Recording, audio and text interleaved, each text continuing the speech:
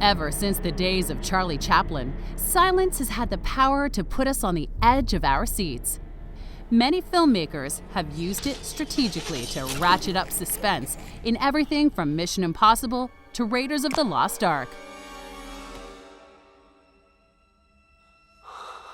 But in 2018, actor-director John Krasinski broke new ground with his debut movie, A Quiet Place, a 90-minute thrill ride that unfolds in near constant silence. Against all odds, the story of a family whose survival depends on their ability to be quiet became one of the top-grossing movies of 2018. And now, A Quiet Place Part 2 tiptoes into theaters in what promises to be a landmark movie. A Quiet Place won rave reviews for its innovative use of sound and silence, even earning a tweet from the master of horror, Stephen King, who marveled at how the silence makes the camera's eye open wide in a way few movies manage. But the original left unanswered questions regarding where the monsters in the film came from and how they brought about a global apocalypse. This time around, Krasinski promises the questions will be answered.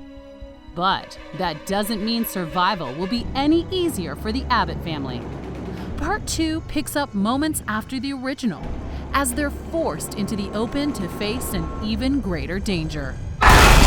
The stakes are equally high for Krasinski, who hopes to raise the bar on the suspense of the original.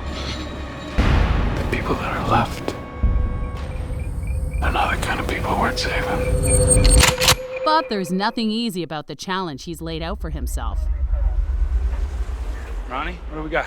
Some kind of fire? We got units headed out there now. When prepping for Part 1, he spent months troubleshooting the best way to tell the unique story, and ultimately landed on a script that had only 25 lines of spoken dialogue, the first of which isn't uttered until 38 minutes into the film, and turns out to be... To answer the challenges of the script, the actors studied sign language, and the crew had to avoid making noise to ensure that background sounds could be adequately recorded. Those sounds were then amplified and manipulated in post-production to create an ambient soundtrack in which the most benign everyday sounds have the power to summon a feeling of dread.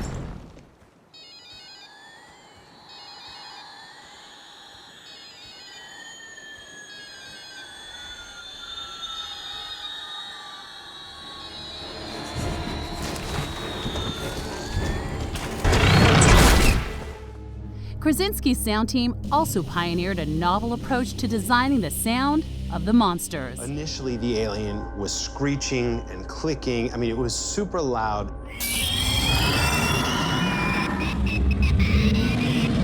Ultimately, we came to the decision, if these aliens like a world that's silent, we have to limit their sounds to the bare minimum. Still, although the film's technical achievements were plain to see, what really made it work was the outstanding cast, including real-life couple Krasinski and Blunt.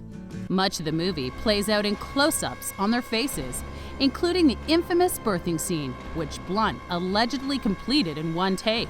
We were scared, like we were nervous to work together. I thought maybe we'd kill each other, you know. But actually it was kind of amazing. In hindsight, Krasinski's directorial gambles did pay off amazingly well.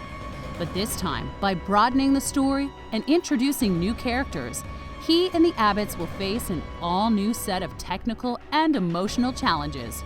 Will they succeed in silencing the monsters once and for all? Find out in A Quiet Place Part 2.